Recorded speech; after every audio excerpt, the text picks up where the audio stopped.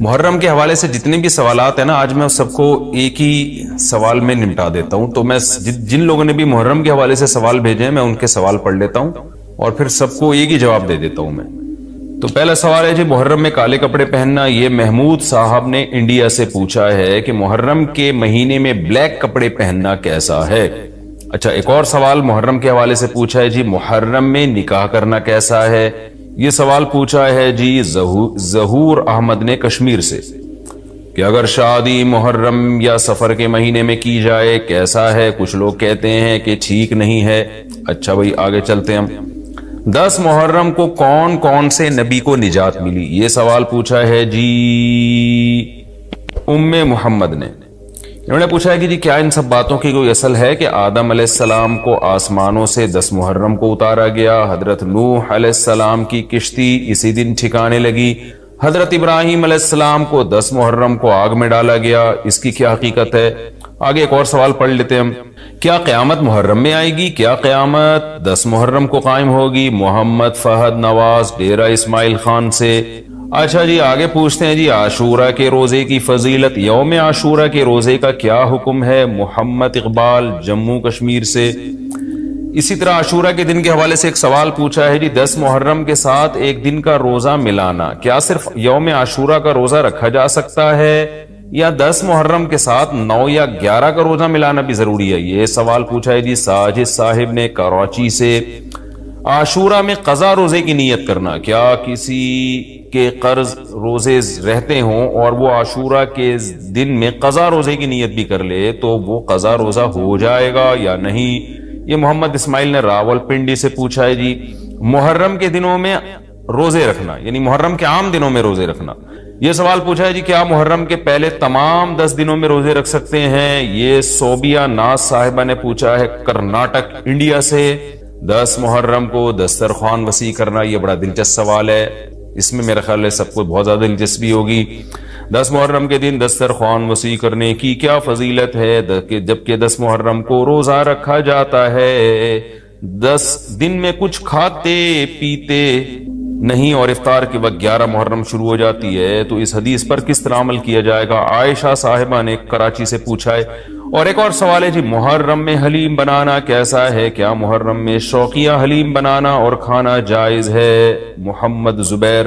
اور اسی سے ملتا جلتا ایک سوال ہے جی حلیم کا تلفظ کیسے کریں؟ سبحان اللہ، یا محرم میں لوگ حلیم بنائیں گے تو کچھ حلیم کو دلیم کہہ رہے ہوں گے، کچھ سلیم کہہ رہے ہوں گے، کچھ وسیم کہہ رہے ہوں گے. تو اس سے پھر سلیم اور وسیم کو تو غصہ آئے گا کہ یار ہمارا نام حلیم کو کیوں دے رہے ہو. تو یہ بھی سوال پوچھا ہے جی حلیم کو حلیم بولنا چاہیے یا دلیم بولنا چاہیے، اس بارے میں وضاحت فرما دیں. محمد طاہا.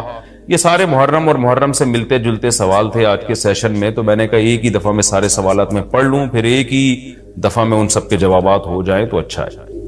دیکھیں محرم کے بارے میں غلط فہمیاں بہت ساری ہیں. پہلے تو میں یہ عرض کروں محرم کی اسلام میں فضیلت کیا ہے اور کیوں ہے یہ فضیلت.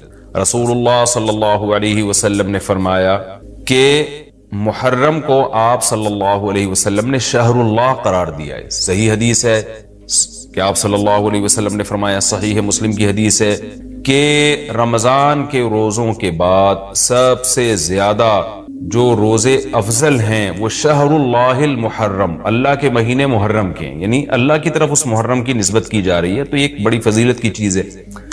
اور قرآن میں جن 4 مہینوں کو محترم قرار دیا ہے، عرب ان مہینوں میں جنگ و جدال کو حرام سمجھا کرتے تھے کہ یار یہ ناجائز ہے، اس میں جنگ نہیں کرنی چاہیے، ان مہینوں کا احترام لازم ہے. ان میں 4 مہینوں میں محرم بھی ہے. محرم، رجب، ذی الحجہ، ذی قعدہ، ذی الحجہ، یہ 4 مہینے ہیں جو محترم ہے، لیکن ان میں پھر رجب بھی داخل ہے اور ذی قعدہ بھی اور ذی الحجہ بھی، تو یہ بھی ہے. اور 10 محرم کے روزے کی بڑی فضیلت ہے. آپ صلی اللہ علیہ وسلم نے فرمایا 1 سال کے گناہوں کی معافی کا ذریعہ بنتا ہے. لیکن آپ نے فرمایا کہ یہودیوں کی مشابہت نہ کرو، کیونکہ یہودی 1 روزہ رکھتے ہیں تو ہم 9، 10 یا 10، 11 2 روزے ملائیں گے. تو یہ محرم کی فضیلت ہے. اور یہ کیوں ہے اس کی ہمیں وجہ معلوم نہیں ہے. جیسے کسی نے ابھی بھائی نے سوال پوچھا نا ایک کہ اس میں کوئی واقعات ہوئے تھے، تو پہلے میں بتا دوں 10 محرم میں جب نبی صلی اللہ علیہ وسلم نے محرم کے مہینے کی یہ فضیلت بیان کی تو اس کو کسی واقعے کی بیس پہ بیان نہیں کی ہے. اس بارے میں جتنے واقعات ہمارے پاس منقول ہیں کہ آدم علیہ السلام جنت سے زمین پہ آئے تھے، یا قیامت آئے گی اس دن، یا یہ کہ اور پتہ نہیں کیا کیا ابراہیم علیہ السلام کو آگ میں ڈالا گیا، یہ سب من گھڑت ہیں، اس کی کوئی حقیقت نہیں ہے، موضوع روایتیں۔ البتہ اس دن موسیٰ علیہ السلام اور بنی اسرائیل کو فرعون سے نجات ملی تھی، اس بارے میں روایت سندن بہتر ہے، یعنی اس کو مستند روایت کہا جا سکتا ہے۔ تو وہ یہ کہا جا سکتا ہے کہ 10 محرم کو موسیٰ علیہ السلام اور بنی اسرائیل کو اللہ نے فرعون سے نجات دی تھی، اسی بیس پہ یہودی روزہ رکھا کرتے تھے اس دن۔ تو یہ روایت کے علاوہ باقی جتنے بھی واقعات ہیں سب من گھڑت ہیں۔ باقی حضرت حسین رضی اللہ تعالی عنہ کو جو کربلا میں شہادت ملی ہے، وہ تو 10 محرم، وہ تو فضیلت تو اسلام میں پہلے سے تھی، تو حضرت حسین رضی اللہ تعالیٰ عنہ کا واقعہ تو بعد میں ہوا ہے، تو اس سے حضرت حسین کی شہادت کو اور فضیلت مل گئی کہ آپ کو ایک مقدس دن میں اللہ تعالیٰ نے شہادت عطا فرمائی ہے۔ تو اب کیا مسئلہ ہے، اب میں جو ہے نا نمبر وار سوال پڑھ کے بتاتا ہوں، نمبر وار جو ہے نا، تاکہ وہ بحث ہماری گچ مچ نہ ہو جائے۔ ابھی سارے سوال میں نے اکٹھے پڑھ لیے تھے تاکہ آپ کو پتا چلے کہ آج محرم کے بارے میں کیا معلومات ہم شیئر کریں گے، کیا مسائل میں بتاؤں گا۔ محرم میں کالے کپڑے پہننا، یہاں سے ہمارے سوالات شروع ہوئے تھے۔ محمود صاحب نے انڈیا سے پوچھا تھا، دیکھیں کالے کپڑے کسی بھی وقت پہنے جا سکتے ہیں، کالے کپڑے پہننے کے ناجائز ہونے کی ہمارے پاس کوئی دلیل نہیں ہے۔ سفید کو پسند کیا گیا ہے، نبی صلی اللہ علیہ وسلم نے فرمایا سب سے زیادہ پسندیدہ لباس وہ سفید ہے۔ کفنوا فیہا موتاکم، اپنے مردوں کو بھی اسی میں دفن کیا کرو، اس لیے سفید لباس کو آپ صلی اللہ علیہ وسلم نے افضل قرار دیا، اس میں پاکیزگی زیادہ ہے۔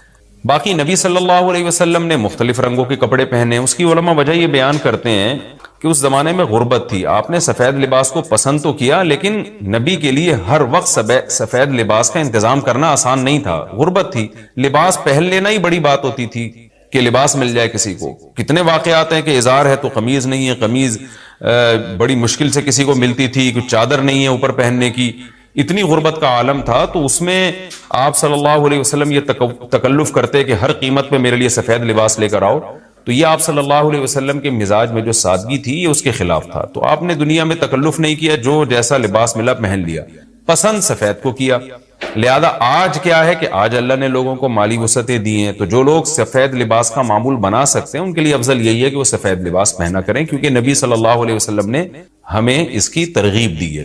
خود کیوں نہیں پہنا، اس میں تکلف تھا، یعنی پراپر انتظام کرنا مشکل تھا، تو جو آیا پہن لیا آپ صلی اللہ علیہ وسلم نے، کیونکہ ایک چیز مشکل ہے اس میں اتنا تکلف کرنا، یہ خود بھی تو نبی کے مزاج کے خلاف ہے۔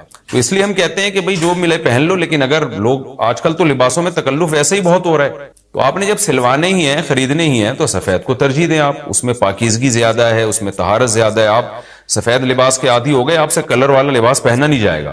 میں نے تو 15-20 سال میں نے سفید لباس پہنا ہے، تو مجھے پتا ہے کہ پھر کلر والا لباس نہیں پہنا جاتا، سفید میں پاکیزگی اتنی ہے۔ اب میں پہنتا ہوں کلر والا لباس، وہ وجہ اس کی ہے کہ بعض دفعہ گھر والوں کا اصرار ہوتا ہے، بعض دفعہ کیمرے کی ریکوائرمنٹ ہوتی ہے، وہ کیمرہ سفید لباس کو کیچ نہیں کر پا رہا ہوتا، وہ کیمرہ مین کہہ رہا ہوتا ہے بھائی کوئی اور کلر، کوئی اور کپڑے پہن کے وغیرہ وغیرہ۔ تو خیر میرا عمل تو کوئی حجت نہیں ہے، لیکن افضل یہی ہے کہ سفید لباس کو ترجیح دی جائے، پہنا جائے۔ اور علماء صلحاء اکثر عموماً ہم نے دیکھا ہے کہ سفید لباسی کو ترجیح دیتے ہیں، کلر والا بھی جائز ہے لیکن بہتر یہ۔ تو محرم میں بھی سفید ہی ہے، سفر میں بھی سفید ہی ہے، ربیع الاول میں بھی سفید ہے، تو محرم میں سفید کے بالکل الٹ کر لینا، کالا پہن لینا، یہ تو بالکل سفید کے اپوزٹ ہو گیا نا۔ تو ہم یہ نہیں کہہ رہے کہ کالا لباس پہننا ناجائز ہے، لیکن آپ سفید سے اگر آپ نے یوٹرن لیا بھی تھا تو گرے پہ آ جاتے، گرین پہ آ جاتے، ایک دم آپ بلیک پہ آ گئے، تو بہرحال یہ یعنی کراہت سے خالی نہیں ہے، اس کا معمول بنا لینا۔ تو ناجائز میں نہیں کہہ رہا، تھوڑا سا ناپسندیدہ ہے کہ آپ سنت پر عمل نہیں کر رہے تو سنت کے بالکل اگینسٹ تو نہ جائیں نا آپ، یعنی بالکل ہی کالا پہن لیں تو بالکل اس کے اپوزٹ ہے۔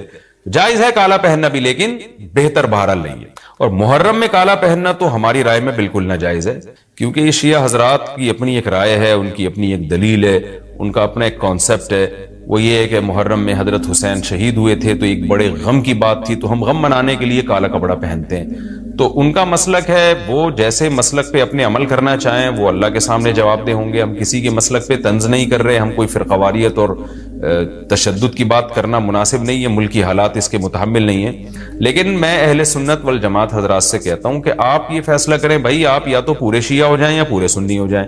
تو اگر آپ اہل سنت والجماعت کو فالو کرتے ہیں، اور اہل سنت والجماعت کے ہاں جو قرآن اور حدیث اور صحابہ یہ حجت ہے، تو ہمیں تو قرآن و حدیث میں کہیں بھی نہیں ملتا کہ غم میں تم کالے کپڑے پہنو یا غموں کو مناؤ۔ قرآن میں کیا ہے؟ الذین اذا اصابتہم مصیبۃ قالوا انا للہ وانا الیہ راجعون. اہل ایمان کو جب کوئی مصیبت پہنچتی ہے تو وہ کہتے ہیں ہم اللہ ہی کے لیے ہیں اور ہم نے اللہ ہی کی طرف لوٹ کر جانا ہے. وہ صبر کرتے ہیں. حضرت حسین رضی اللہ تعالی عنہ کی شہادت یہ بہت بڑا غم ہے، بہت بڑا غم ہے، لیکن اس غم کو ہر سال منانا، اس کے لیے شرعی دلیل کی ضرورت ہے. اہل بیت کی تعلیمات کو فالو کیا جائے گا. آپ کسی کی محبت میں اس کی تعلیمات کو نہیں توڑ سکتے. اہل بیت کی بھی یہی تعلیمات ہیں کہ صبر سے کام لینا چاہیے ہمیں. اور غم منانا بھی اگر کسی کا ہونا، جیسے آپ کے والد کا انتقال ہو گیا، تو اس میں بھی شریعت آپ کو اجازت نہیں دیتی کہ آپ کالے کپڑے پہنے غم منانے کے لیے، بلکہ اس میں بھی شریعت کیا کہتی ہے کہ غم پہ صبر کریں. جو آنسو آپ روک سکتے ہیں اس کو بہائیں نہیں، اور صبر کریں. غیر یعنی اختیاری طور پر جو آپ کو رونا آ رہا ہے وہ معاف ہے. تو جب غم پہنچا ہو اس وقت شریعت آپ کو غم کے طور پہ کالے کپڑے پہننے کی اجازت نہیں دے رہی. تو جب غم 1400 سال پرانا ہو اور ہر سال اس تاریخ پہ آپ کو منانے کی شریعت کیسے اجازت دے رہی ہے؟ یہ تو ایک طرح کی برسی ہو گئی نا. نبی صلی اللہ علیہ وسلم کے وفات سے بڑا غم کو اس امت کو ہوگا. ربیع الاول میں آپ صلی اللہ علیہ وسلم کی وفات ہوئی، لیکن ربیع الاول ہر سال آتا تھا. صحابہ، تابعین، تبع تابعین، خود اہل بیت کیا اس ربیع الاول میں کوئی غم مناتے تھے؟ بالکل بھی نہیں. اس مہینے میں شادیاں بھی کرتے تھے، جو خوشی کی بات ہوتی تھی اس پہ خوشی بھی مناتے تھے. تو ہمیں نہیں ملتا کہ صحابہ، تابعین یا خود اہل بیت نے، یا سیدنا حسن اور حسین رضی اللہ عنہما یا سیدنا علی ابن ابی طالب رضی اللہ عنہ کی یہ تعلیمات ہو کہ غم کو ہمیں منانا ہے کالے کپڑے پہن کے یا کسی بھی طریقے سے. کسی بھی طریقے سے اسلام میں غم منانے کی آپ کو اجازت نہیں. بعض لوگ یہ دلیل دیتے ہیں کہ حضرت حسین رضی اللہ تعالیٰ عنہ کا غم تو نبی نے بھی منایا ہے، اور نبی صلی اللہ علیہ وسلم نے جب یہ بتایا کہ امت میرے نواسے کو شہید کرے گی تو آپ رونے لگے. دیکھیں جب نبی کو اطلاع ملی تھی تو آپ غمزدہ ہوئے، تو آپ کا رونا بالکل بجا تھا. تو کسی کو یہ اطلاع ملے کہ فلاں جگہ یہ واقعہ ہو گیا ہے، اس پہ اس کو غم ہوا ہو اور وہ رو لیتا ہے تو اس میں کوئی حرج نہیں، یہ تو نیچرل ہے. لیکن کیا نبی صلی اللہ علیہ وسلم ہر سال، یعنی جس دن آپ کو وحی کے ذریعے پتا چلا کہ سیدنا حسین ابن علی رضی اللہ تعالیٰ عنہ پہ ظلم ہوگا، تو کیا ہر سال اس تاریخ کو آپ صلی اللہ علیہ وسلم رویا کرتے تھے؟ بالکل بھی ایسا نہیں ہے. تو غم کی اطلاع جس وقت ملی ہو اس وقت رونا آ جانا یہ نیچرل ہے، لیکن ہر سال پراپر اس رونے کو پراپر طریقے سے منانا یا کالے کپڑے پہن کے اس کو منانا یہ تو بالکل اسلام میں ناجائز ہے. ہمارے پاس اس کے جائز ہونے کی کوئی دلیل نہیں.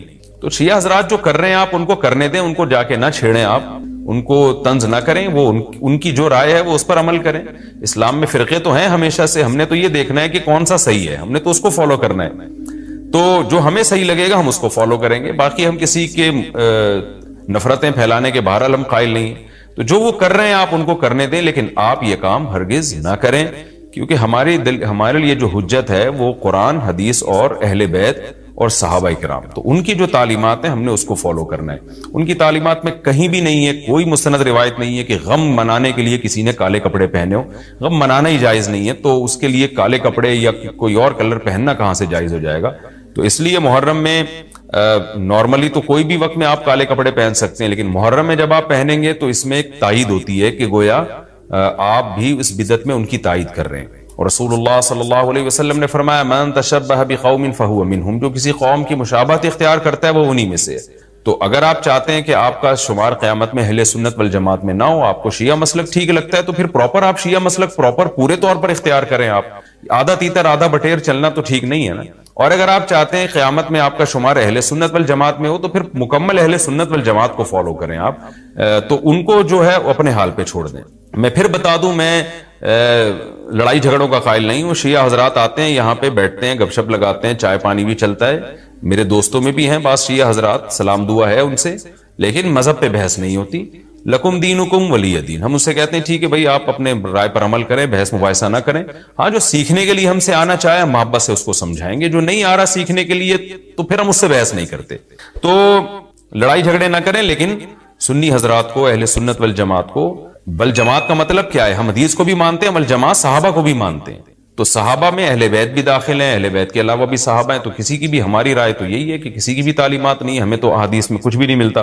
تو اللہ کا واسطہ آپ ایک رائے پر عمل کریں. اس لیے محرم میں آپ ان چیزوں کو فوکس نہ کریں. کالے کپڑے پہننا، غم منانا، یہ اسلام کی تعلیمات بالکل بھی نہیں ہے.